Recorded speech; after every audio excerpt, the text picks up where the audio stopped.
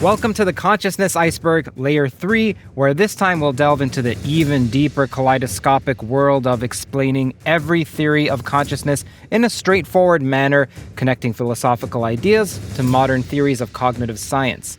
In Layer 1, we laid the groundwork by defining consciousness, addressing the mind-body problem, and exploring the nature of sleep, dreams, altered states. We also touched on the debate between free will and determinism, questioned the nature of the self and identity. There's a link in the description if you'd like to see that. And in Layer 2, we ventured into the more challenging aspects, such as the hard problem of consciousness, qualia, what is it? Non-dualism, what is it? What does Indian philosophy have to say about it? And other theories such as global workspace, as well as Carl Jung's ideas on consciousness. With all of that groundwork laid, we're now ready to plunge into Layer 3, exploring Heidegger's notion of Dasein. What is the attention schema theory? What are the latest theories from thinkers such as Donald Hoffman and Joseph Bach? We also tackle the boundary problem in consciousness as articulated by Andreas Gomez Emelson, as well as addressing the relativistic view of consciousness by Nir Lahav. This is a radically new theory proposed in the 2020s. We'll see how all of these frameworks interact, complement, and contradict one another. My name's Kurt Jaimungal, and I use my background in mathematical physics to analyze theories of everything. So, let's begin. Heidegger's concept of Dasein. The concept of Dasein is prevalent in Heidegger's philosophy, particularly in his seminal existential work, Being and Time. The term Dasein is often translated as being there or presence. Essentially, it's human consciousness as a form of being that's aware of and questions its own existence. In the context of consciousness studies, Dasein is significant because it places an emphasis on consciousness having an active engagement with the world. Heidegger posits that our consciousness, or Dasein, is always thrown in the world. This means that we find ourselves in a context that we didn't choose, however, we still must navigate it. And this navigation involves both perceiving objects and understanding them as part of a meaningful whole, or a quote-unquote world in Heideggerian terms. You can think of this as a fusion of reductionism and holism. Dasein is always already involved in a world of significance, where things show up as relevant or irrelevant, useful or useless, based on our intentions and concerns. This relates to John Vervaeke's relevance realization that we talked about in the previous layer. Many views on consciousness emphasize the passive observer aspect, such as some forms of mindfulness meditation, where you watch your thoughts rather than become the author of your thoughts.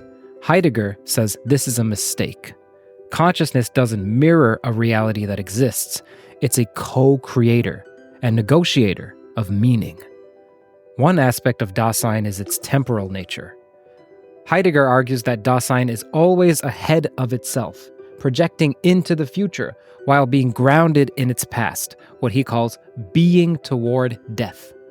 In this way, it's common to the predictive approaches of Carl Friston, which will come up in Layer 4, so subscribe to get notified. This temporal structure means that consciousness is inherently future-oriented. It's your orientation to the future that shapes your present. This stands in contrast to the more present-oriented views, such as those of some meditative practices. Heidegger suggests that the notion that consciousness can be fully understood by breaking it down into its components or correlating it with neural processes is a foolish one. Instead, Dasein suggests that consciousness is an irreducible phenomenon, intertwined with our being in the world. This resonates with modern theories that emphasize the embodied and embedded nature of consciousness, such as inactivism and the extended mind hypothesis, while it rejects approaches that attempt to explain consciousness solely in terms of brain activity. Attention schema theory. Attention schema theory is a relatively recent theory in the study of consciousness, proposed by neuroscientist Michael Graziano. It offers a compelling explanation for how consciousness arises from the brain's mechanisms for attention. The core idea of AST is that the brain constructs models or schemas of various processes to determine and control them. For instance, to control the movement of the body, the brain creates a model of the body's position in space, known as a body schema. Similarly, Graziano proposes that the brain constructs an attention schema, a model of where attention is directed and what it's focusing on. According to AST, consciousness arises when the brain creates a model of its own attention. This self-modeling of attention is what gives us the experience of being aware. In other words, consciousness is the brain's method of representing to itself that it's attending to something. AST doesn't claim that attention itself is consciousness, but rather that the brain's internal model of attention is what we experience as consciousness. This theory suggests that consciousness isn't a fundamental property of the brain, rather it's a useful construct, a model, or a representation, if you will, one that helps the brain manage complex tasks and social interactions. One of the intriguing aspects or implications of AST is its potential to explain the quote-unquote explanatory gap. That is, the question of why and how physical processes give rise to subjective experience. Graziano suggests that this gap may be a result of the brain's attention schema being inherently incomplete. The brain models attention as an intangible, ineffable process, leading us to experience it as something fundamentally mysterious, even though it's just a model constructed by the brain. But Kurt, what does that even mean? Well, AST aligns with some elements of predictive processing theories where the brain is seen as a prediction machine, constantly generating models of the world to guide behavior. In the case of consciousness, AST posits that the brain generates a model of itself paying attention, and this self-model is what we experience as being conscious. To better understand this concept, imagine it like the following. When you're watching a movie, you're aware of the characters and the plot. However, you're not necessarily aware of the projector that's casting the images on the screen. Your brain's attention schema is like the projector. It's responsible for creating the experience, but it remains obscured, it remains hidden from your conscious awareness. Another way to think of it is like a spotlight that illuminates certain aspects of your experience while leaving others in the dark. So, critics of AST argue that it doesn't fully account for the qualitative aspects of consciousness, what philosophers call qualia. However, proponents of AST suggest that it does offer a robust framework for integrating attention and awareness, which are the key components of conscious experience. EM field topology and the boundary problem. The boundary problem in consciousness research is an underexplored area, closely related to the better-known binding problem. Now, while the binding problem deals with how disparate neuronal activities coalesce into a unified conscious experience, see Layer 2, the boundary problem asks why and how these experiences have distinct limits.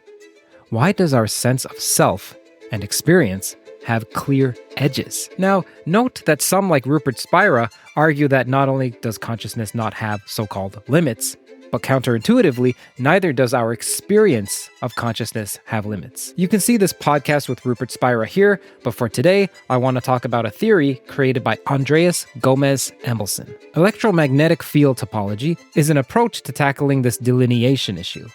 This theory suggests that the topology of EM fields in the brain could create hard boundaries for conscious experiences. These boundaries are defined by the physical and topological properties of EM fields. This theory rests on the principle of topological segmentation, where different segments of the brain's electromagnetic field are enclosed within distinct topological boundaries. This segmentation could theoretically account for why our consciousness feels segmented into specific bounded experiences. Now let's talk about some key features of EM field topology. So number one, you have a holistic enclosure. EM fields create these enclosures around areas of high neuronal activity, segmenting these from the rest of the brain activity. Number two, frame invariance. These boundaries are not static across different states of consciousness. Instead, the very nature of various states of consciousness stems from how these boundaries dynamically shift, morph, and change. There are both global boundaries that segment out larger conscious experiences and local boundaries that affect immediate experiential content. This dynamic interaction allows for a multitude of pathways within our conscious landscape, similar to how altering the shape of a balloon creates different paths within it. Now, number three, there's downward causality. The segmented fields can influence neuronal activity within their boundaries, suggesting a two-way interaction between consciousness and brain activity. And lastly, number 4, there's no need for strong emergence. EM field topology and its holistic top-down effects are all implied by the laws of physics, aligning more with a form of weak emergence. This perspective shifts from a classical atomistic view to one that appreciates continuous field dynamics and topological changes as natural phenomena. This approach addresses not only how consciousness is bounded, but simultaneously enhances our understanding of how different conscious states, such as waking and various altered states, could be maintained or shifted through changes in the EM field topology. Now, topology, by the way, in this sense, is a fancy term for quote-unquote mapping the connectivity. Or you can just think of it as what parts are connected to what.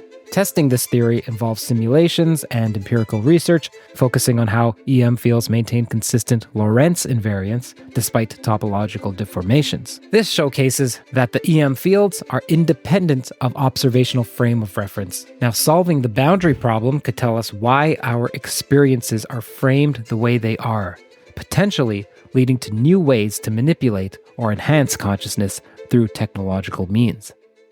Joscha-Bock's theory. Joscha-Bock's theory suggests that cortical structures result from reward-driven learning based on signals from the motivational system and the structure of the data being learned. A cortical structure, by the way, is just a dressed-up manner of referring to any part of the cerebral cortex, the outer layer of the brain. Now, at the heart of this theory is the conductor, the so-called conductor, which is a computational structure trained to regulate the activity of other cortical functionality. This conductor directs attention and provides executive function by altering the activity and parameterization of other cortical structures. It integrates aspects of the processes it attends to into a protocol, which is then used for reflection and learning. But what are the elementary agents in this theory? Bock describes them as columns in the cerebral cortex. These columns self-organize into larger organizational units of brain areas through developmental reinforcement learning. The activity of this cortical orchestra is highly distributed and parallelized. It can't be experienced as a whole. The conductor, located in the prefrontal cortex, coordinates the performance. It's not a homunculus. Instead, it's a set of dynamic function approximators. While most cortical instruments regulate the dynamics and interactions of this organism with the environment, the conductor regulates the dynamics of the orchestra itself. Now, you might be wondering, where does experience get integrated? Bock states that the conductor is the only place where this happens. Information not integrated into the protocol can't become functionally relevant to the system's reflection, the production of its utterances, or the generation of its cohesive self-model. So, what happens without the conductor? Bock asserts that our brain can still perform most of its functions. We'd be sleepwalkers, capable of coordinated perceptual and motor action, yet lacking central coherence and reflection.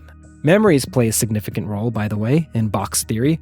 Memories can be generated by reactivating a cortical configuration via the links and parameters stored at the corresponding point in the protocol. Reflective access to the protocol is itself a process that can be stored in the protocol. By accessing this, a system may remember having had experiential access. So let's make this extremely simple. For phenomenal consciousness, Bock claims it's necessary and sufficient that a system can access the memory of having had an experience.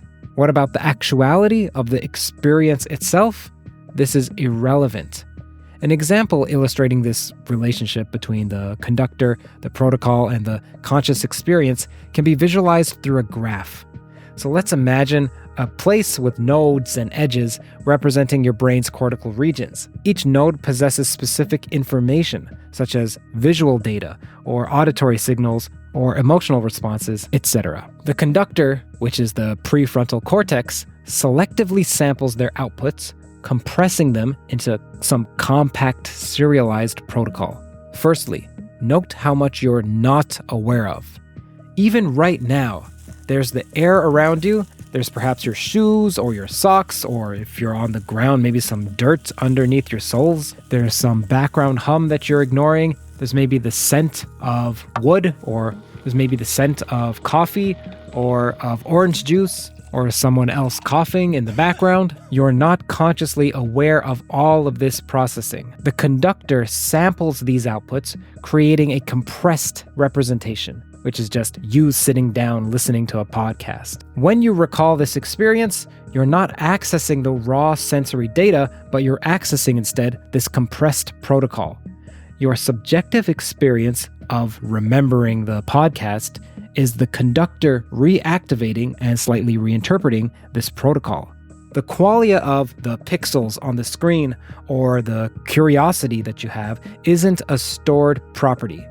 Instead, it's an emergent interpretation as your brain reconstructs the memory. This, according to Bach, explains why our memory often feels less vivid than the original experience. We are working from a compressed protocol, not raw sensory data. Okay, but how does this have anything to do with the hard problem? Consider the classical philosophical zombie, that thought experiment that you've heard of, where we imagine a being physically identical to a human, however, this being will lack conscious experience. In Bach's framework, this concept becomes incoherent. Imagine two identical neural networks, one conscious and one a zombie. Both have the same conductor mechanism, sampling and compressing information into a protocol. Both can report on their experiences by accessing and interpreting this protocol. For Bach, the conscious system doesn't have some extra ineffable property. Its experience of consciousness is precisely its ability to access and report on its protocol. It's equivalent to that.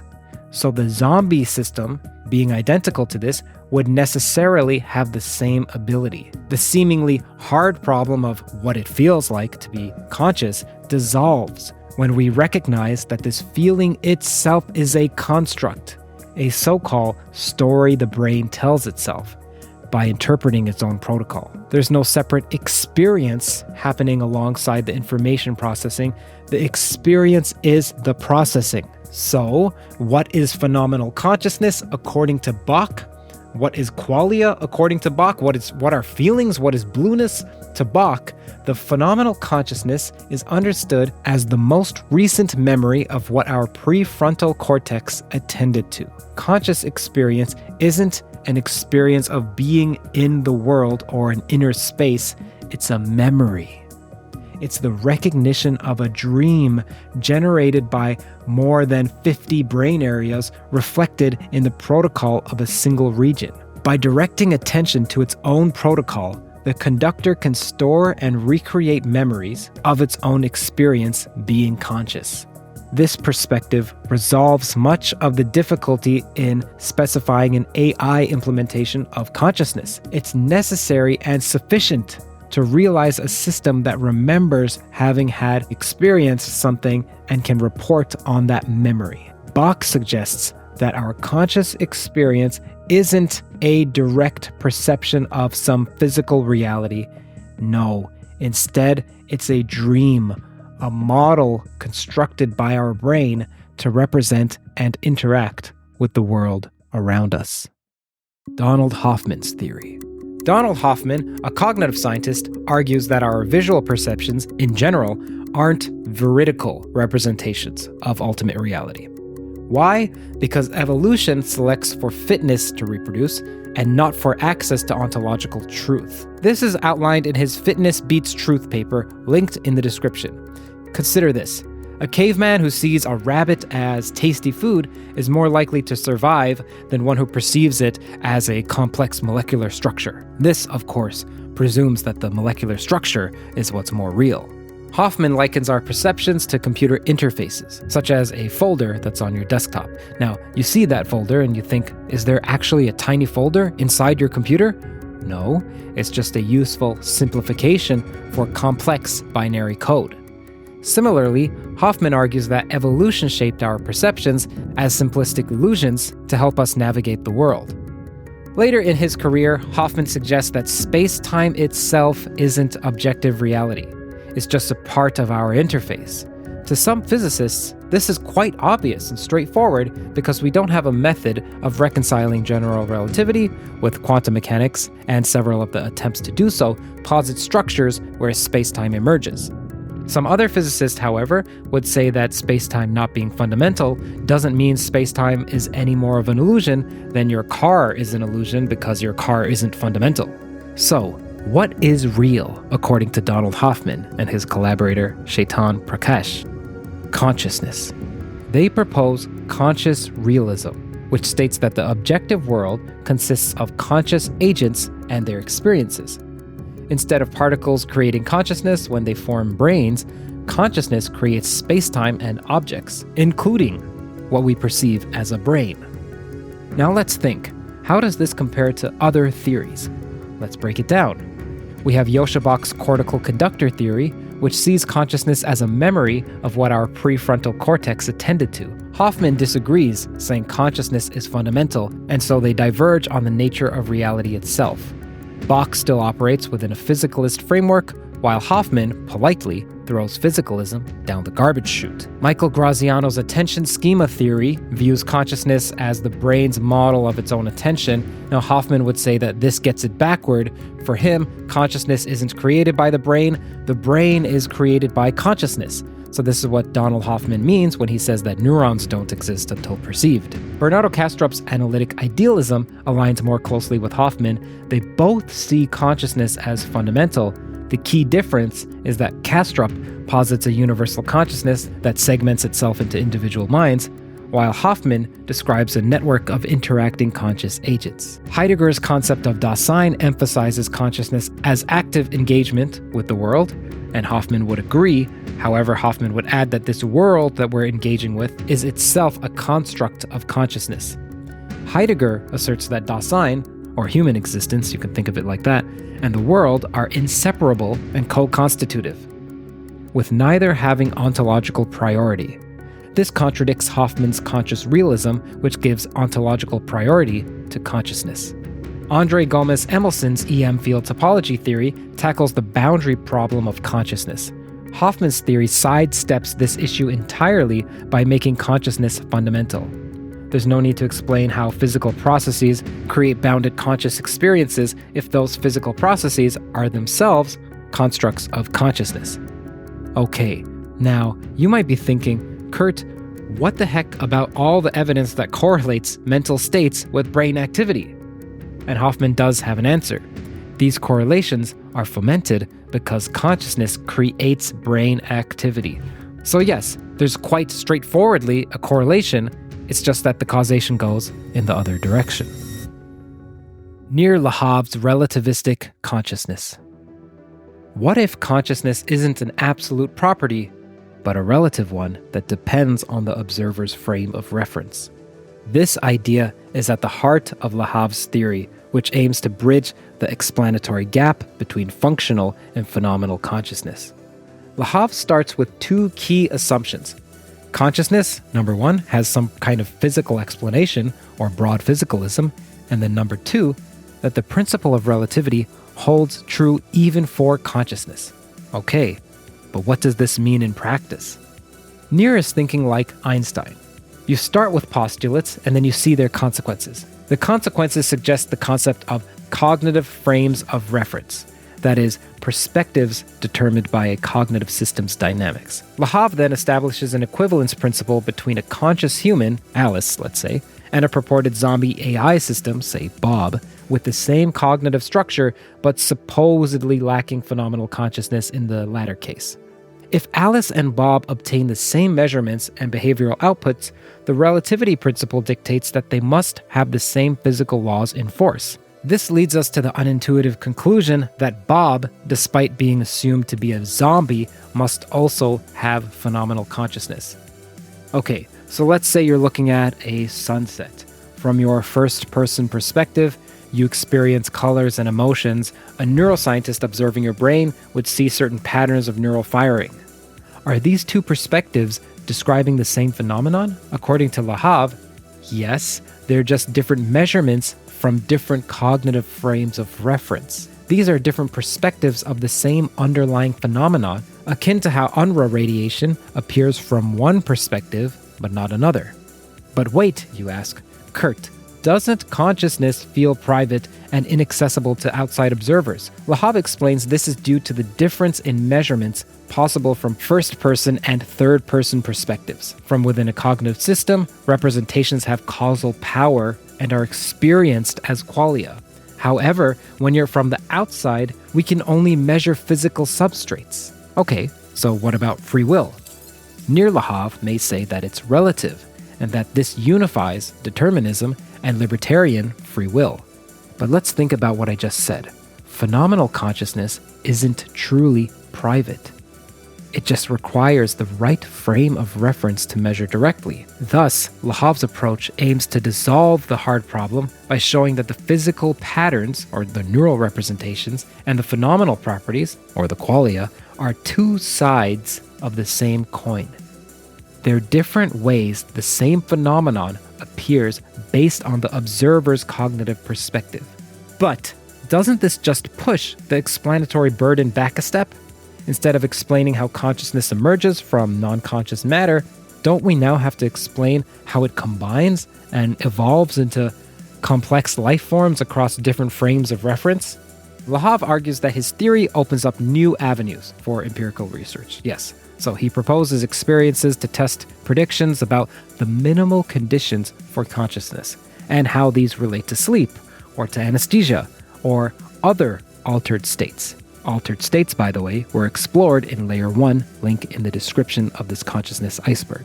For instance, Nir Lahav may look for activation of specific cognitive spaces during cognitive states and their absence during unconscious states. Okay, but how does this theory compare to others? Well, with Donald Hoffman, since Lahav's theory posits consciousness as a relative property dependent on observers' frames of reference, it contradicts sharply with Hoffman's conscious realism. While Hoffman argues consciousness is fundamental and creates our perceived reality, Lahav suggests consciousness is a physical phenomenon that appears different based on perspective. Consider Hoffman's desktop analogy. Hoffman may say that the computer, the desk it's on, and the room all around you are just constructs of consciousness, whereas Lahav would argue, no, these are real physical objects, but our conscious experience of them depends on our cognitive frame of reference. But what about Bernardo Kastrup?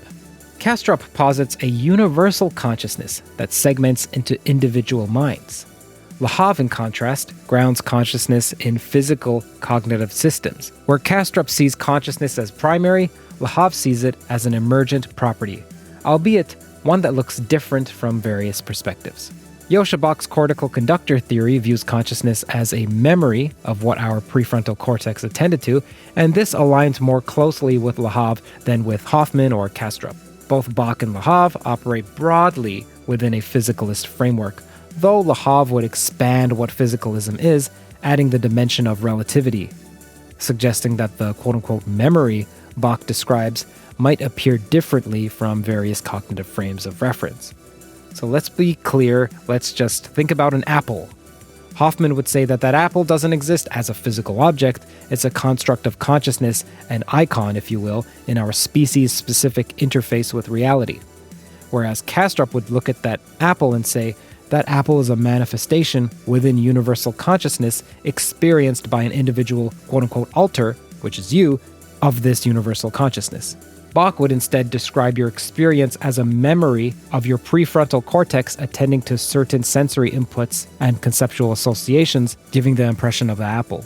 Now, Lahav would say that the apple is a physical object, but your conscious experience of its redness is a measurement that depends on your cognitive frame of reference. From another frame, say a neuroscientist observing your brain, the same phenomenon might just appear as patterns of neural activity. Now, some questions to ponder are, how does Heidegger's idea of being toward death influence your understanding of consciousness and its relation to time? What implications might attention schema theory have for developing artificial consciousness? How does understanding the boundary problem change our approach to studying altered states of consciousness? In what ways does Bach's theory challenge the notion of qualia as traditionally understood? How does Hoffman's theory account for shared experiences and consensus reality among different individuals? Does Lahav's theory of relativistic consciousness finally bridge the gap between physicalist and non-physicalist theories of mind? And that concludes Layer 3 of the Consciousness Iceberg. If you found this expedition intriguing, then make sure to subscribe for Layer 4, where we'll delve into Penrose's theories. We'll also talk about Chris Langan's CTMU, or the Cognitive Theoretic Model of the Universe, Immanuel Kant's idea of transcendental unity of apperception, Hegel's notion of absolute spirit, embodiment or semantic practices, harmonic resonance theory, and also the neutral and double aspects of monism. If you'd like to see Layer 1 about the basic definitions, the problems in consciousness, then that link is in the description, as well as Layer 2 about the hard problem, about Buddhism, and about Jung. See you in the next layer. Also, thank you to our partner, The Economist. Firstly, thank you for watching, thank you for listening. There's now a website, kurtjaimungal.org, and that has a mailing list. The reason being that large platforms like YouTube, like Patreon, they can disable you for whatever reason, whenever they like. That's just part of the terms of service. Now, a direct mailing list ensures that I have an untrammeled communication with you. Plus, soon I'll be releasing a one-page PDF of my top 10 toes. It's not as Quentin Tarantino as it sounds like. Secondly, if you haven't subscribed or clicked that like button, now is the time to do so. Why? Because each subscribe, each like helps YouTube push this content to more people like yourself. Plus, it helps out Kurt directly, aka me. I also found out last year that external links count plenty toward the algorithm, which means that whenever you share on Twitter, say on Facebook, or even on Reddit, etc., it shows YouTube, hey, people are talking about this content outside of YouTube, which in turn greatly aids the distribution on YouTube. Thirdly, there's a remarkably active Discord and subreddit for Theories of Everything, where people explicate toes, they disagree respectfully about theories, and build as a community our own toe. Links to both are in the description. Fourthly, you should know this podcast is on iTunes, it's on Spotify, it's on all of the audio platforms. All you have to do is type in Theories of Everything and you'll find it. Personally, I gained from rewatching lectures and podcasts. I also read in the comments that, hey, toe listeners also gain from replaying. So how about instead you re-listen on those platforms like iTunes, Spotify, Google Podcasts, whichever podcast catcher you use. And finally, if you'd like to support more conversations like this, more content like this, then do consider visiting patreon.com/kurtjaimungal and donating with whatever you like. There's also PayPal, there's also crypto, there's also just joining on YouTube. Again, keep in mind, it's support from the sponsors and you that allow me to work on Toe full time. You also get early access to ad-free episodes, whether it's audio or video. It's audio in the case of Patreon, video in the case of YouTube. For instance, this episode that you're listening to right now was released a few days earlier. Every dollar helps far more than you think. Either way, your viewership is generosity enough. Thank you so much.